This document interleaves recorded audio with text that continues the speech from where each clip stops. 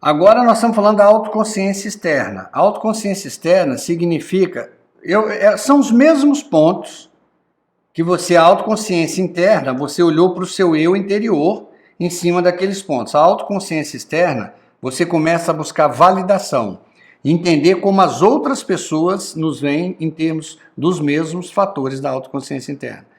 Porque uma coisa você fala que tem determinado valor. Será que você tem mesmo? Será que você não está em defasagem? Será que não tem aquela questão, eu falo uma coisa, mas faço outra? Quem valida para você a autoconsciência externa? Agora, você não pode buscar a autoconsciência externa com uma pessoa que não é uma referência para você. Você não pode buscar a autoconsciência externa com alguém que não tem nem a linguagem. Então, a autoconsciência externa é quando você busca um feedback dos seus comportamentos, da forma que você age, se você realmente consegue viver valores que você fala que tem, paixões, aspirações e reações, né? As pessoas que sabem como os outros as veem são mais hábeis em mostrar empatia e adotar a perspectiva dos outros. Porque às vezes você vai receber um feedback tão absurdo. Eu falo que tem 3 feedbacks. Tem um feedback que ajuda muito. Você tem um feedback que, na verdade, você escuta, não agrega nada, mas se você percebe que, bom, dentro do modelo mental pode fazer dessa pessoa, pode fazer um sentido e você vai ignorar. E tem feedbacks verdadeiramente absurdos, que não tem o menor fundamento. Então, se você não tem autoconsciência e você começa a se permitir receber feedback, que isso porque a autoconsciência externa, você não espera o feedback vir, você vai atrás dele. Olha que tem uma diferença absurda. Quando alguém chega para te dar um feedback, lógico que se você estiver aberto, se a pessoa for referência, se você tiver com a mente autoconsciente, ele pode se tornar um processo de autoconsciência externa. Mas normalmente a autoconsciência externa, ela é proativa. Você é que vai buscar. Você escolhe um mentor, você escolhe pessoas, amigos, que são referência para você. E aí você vai atrás dessas pessoas validar determinadas atitudes e comportamentos para saber se realmente a conversa que você está tendo com o seu eu interior, que é a autoconsciência, é real. Então esse que é o processo. Então quando se trata de autoconsciência interna e externa, a maioria das pessoas tendem a valorizar um sobre o outro, né? Então a pesquisa fala que os dois são muito importantes, mas nós temos uma tendência a ignorar a autoconsciência externa e confiar na autoconsciência interna. Qual que é o risco que você tem disso? A autoconsciência não é uma verdade absoluta. Você pode acreditar que você tem um processo de autoconsciência e ele não é real, né? Então, autoconsciência não é uma verdade, é um equilíbrio delicado entre esses dois pontos de vista distintos e às vezes até concorrentes. Ou seja, você olha para o seu eu interior, você chega a uma conclusão. E quem diz que essa conclusão é verdadeira? E quem diz que você está correto? Quem diz quem eu sou é o outro. Então, é essa questão que tem que levar em consideração a alteridade. Quem me diz como eu sou é o outro. No espelho mais cristalino, a sua imagem é invertida. Então, a autoconsciência externa, ela passa a ter um papel dentro do processo de desenvolvimento da aprendizagem socioemocional fundamental. Mas as pessoas devem trabalhar ativamente para se ver claramente e obter feedback para entender como os outros veem, que é a autoconsciência externa que eu expliquei para vocês. As pessoas altamente conscientes estão ativamente focadas em equilibrar as duas. Peraí, né? Eu cheguei a uma conclusão que esse comportamento meu é um comportamento que pode estar gerando sofrimento, mas eu vou criar, ou você acredita, se não, eu já criei um novo comportamento. E aí quando você começa a validar com pessoas de confiança, as pessoas falam, eu não enxerguei a sua mudança, posso até não ter percebido, mas eu não enxerguei. O que você está dizendo que mudou ainda para mim não é uma realidade. Então, As pessoas que sabem como outros veem são mais hábeis em mostrar empatia e adotar a expectativa, a perspectiva do outro. Por quê? Porque quando você recebe um feedback, você vê que aquele arquétipo sempre vai te ver daquela forma. Por exemplo, é muito comum isso com ideologias, com dogmas. Pessoas de determinadas ideologias, elas estão tão presas a determinadas ideologias, dogmas e crenças, que quando elas olham qualquer pessoa diferente, para elas aquelas pessoas estão erradas. Então você começa a entender que às vezes aquela atitude não é pessoal. Existe um modelo mental em cima daquele arquétipo, né? Em cima daquele tipo de ideologia, de dogma, que leva que você agride. Então você mostra mais empatia, mais fácil pelos outros. Então, estudos mostraram que as pessoas nem sempre aprendem com a experiência. O que eles quiseram chegar a falando isso? Falando o seguinte, muitas pessoas, por sorte, às vezes por herança, elas conseguiram subir na vida, elas têm pessoas que têm uma grande posição, às vezes um grande cargo, ganham bem, mas não têm autoconsciência. Elas não conseguem entender quem elas são ansiosas, são estressadas. Tem pessoas que eu conheço aí que estão muito bem, inclusive no meu colapso isso aconteceu. Eu falava, peraí, mas a minha vida pessoal está muito bem, minha vida profissional está bem, da onde vem esse vazio que eu sinto tão grande? Eu não tinha percebido as duas outras pétalas. Eu não tinha percebido o meu lado existencial e nem meu lado motivacional. E isso me derrubou, e isso é uma conversa com o seu eu interior e a autoconsciência interna. Então, não quer dizer que dependendo da idade que você tenha, o sucesso profissional que você tem, você quer dizer que você tem autoconsciência. Lembrando, a chance de você encontrar uma pessoa com autoconsciência é de 12,5%. Então imagina o quanto é difícil. Num ambiente, vamos dizer que você se relacione diretamente, você seja uma pessoa que se relaciona bem, 20 pessoas. Tem 2 pessoas ali que têm autoconsciência, 18 não tem. Então é um universo, agora você imagina isso se você se relaciona numa empresa grande, maior. Então é importante você entender isso. E o problema da introspecção, eu já falei para você, não que ela seja categoricamente ineficaz, pelo contrário, não existe a menor hipótese de você desenvolver autoconsciência sem introspecção. A introspecção, ela faz parte, inclusive, do processo, do método. O MID é um método que ele demanda a introspecção. O problema é que a maioria das pessoas faz da forma errada, incorreta. Por quê? Porque elas entram em introspecção quando elas não estão preparadas. Ou elas não têm linguagem, ou elas não estão assessoradas. O ideal, os dois. É você ter a linguagem e você ter uma assessoria de uma terapia, né? Algum apoio, que seja de um mentor, de um coach, de um terapeuta, no processo. Porque às vezes você entra, desenvolve linguagem, mas você ainda fica num processo muito confuso de autoconsciência. Então, nasceu a matriz de autoconsciência. A matriz de autoconsciência é simples, né? É o cruzamento da autoconsciência interna com a autoconsciência externa.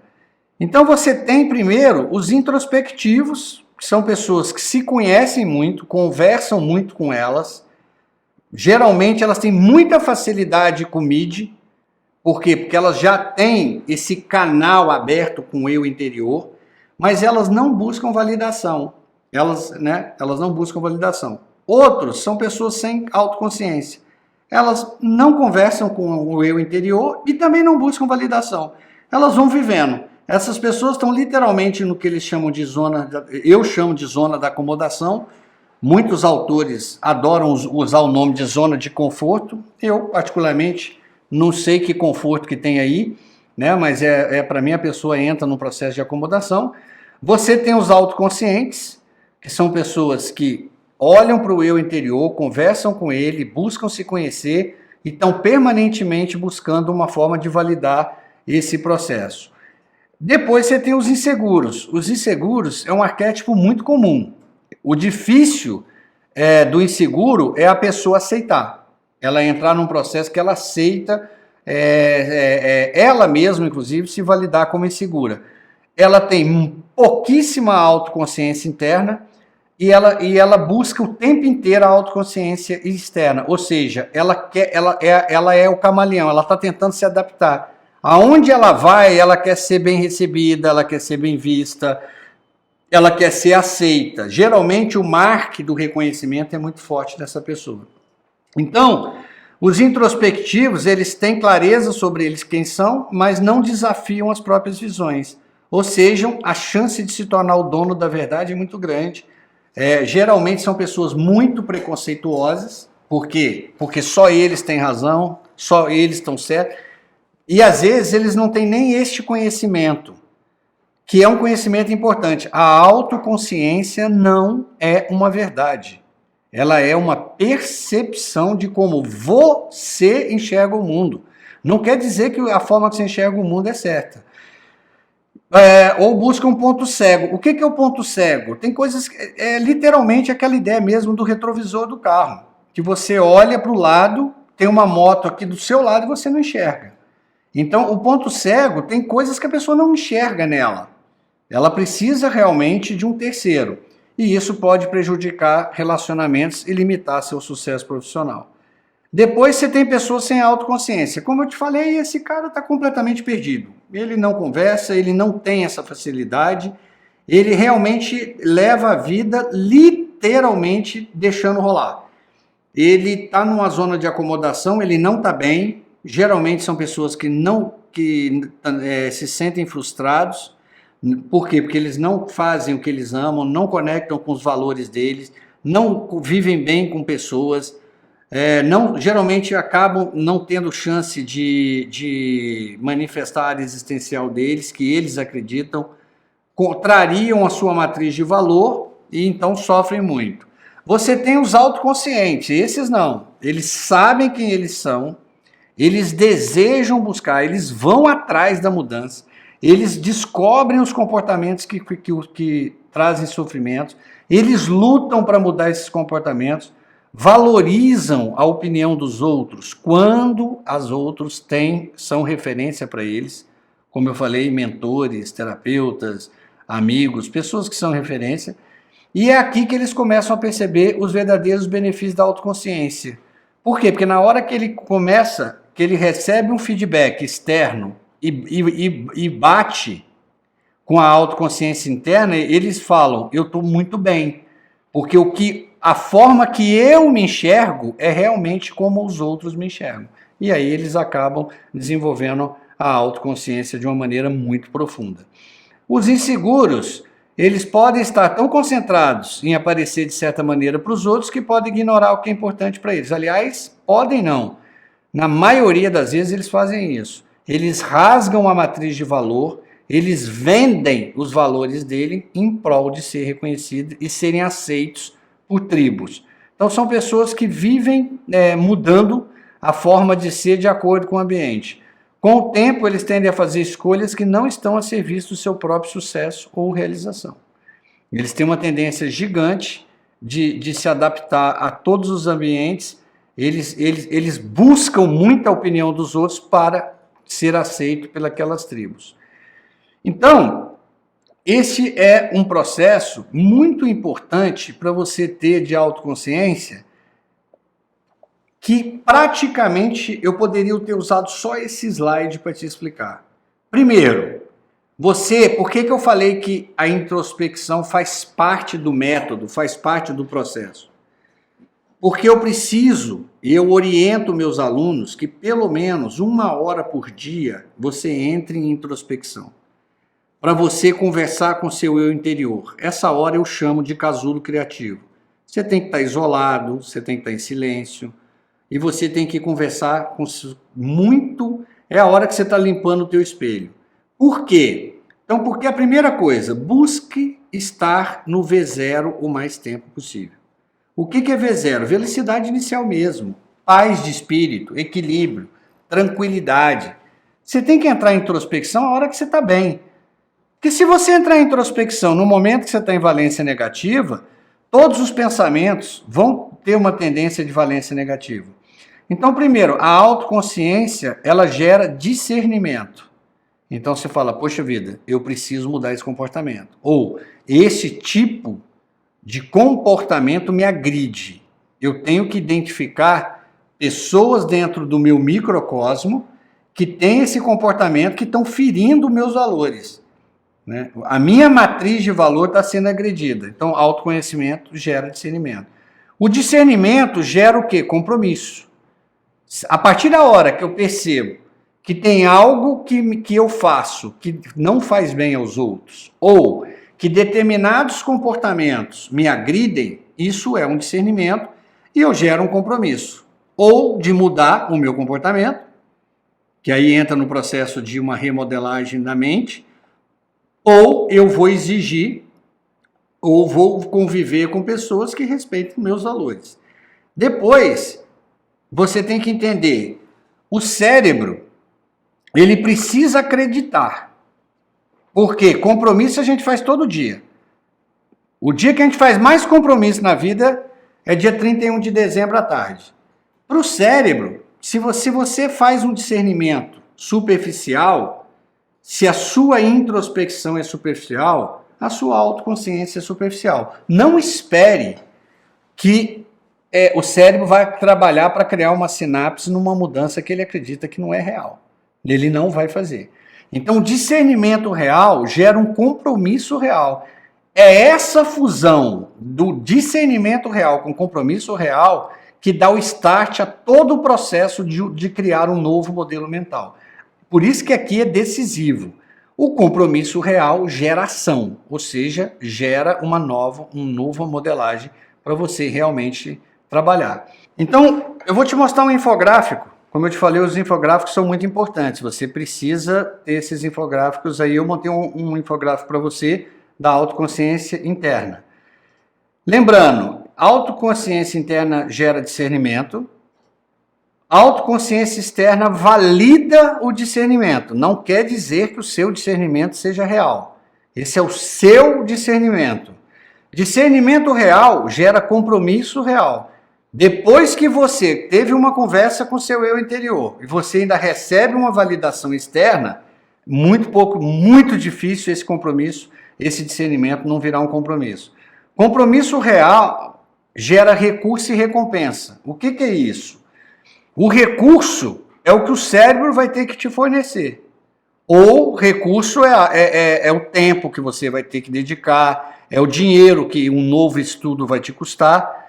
Existe recurso e recompensa em cima de um compromisso. Às vezes mudar demanda um curso, às vezes o compromisso seu, por exemplo, é mudar de carreira, é mudar de um curso da universidade, a sua formação.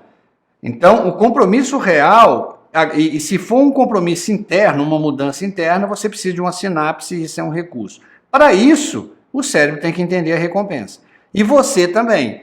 Então, o compromisso só é real quando a recompensa é real, você percebe a recompensa, então você busca o recurso, seja ele financeiro, seja tempo, ou seja uma sinapse, a energia que o cérebro vai dedicar.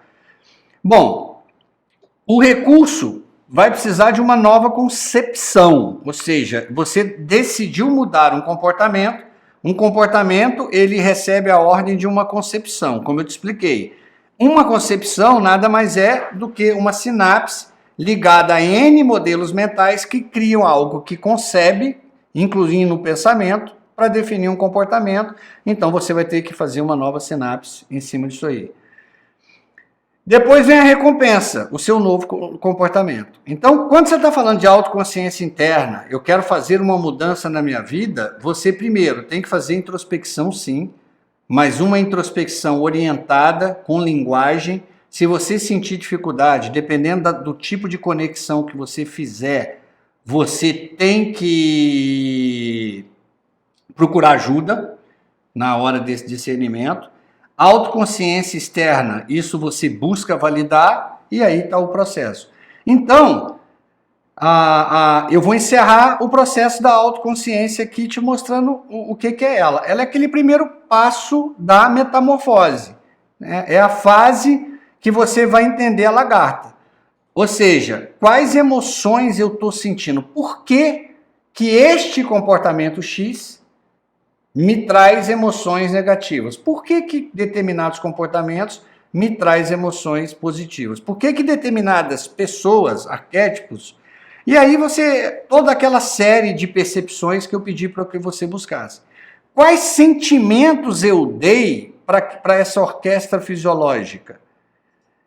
Quais comportamentos eu tenho quando essas emoções surgem? E quais pensamentos surgem durante as emoções? Quando você consegue responder essas 4, você ainda não definiu um processo de mudança, você entendeu o processo, e aí sim você começa aquele segundo processo que eu te expliquei, que é criar um processo uma estratégia de mudança.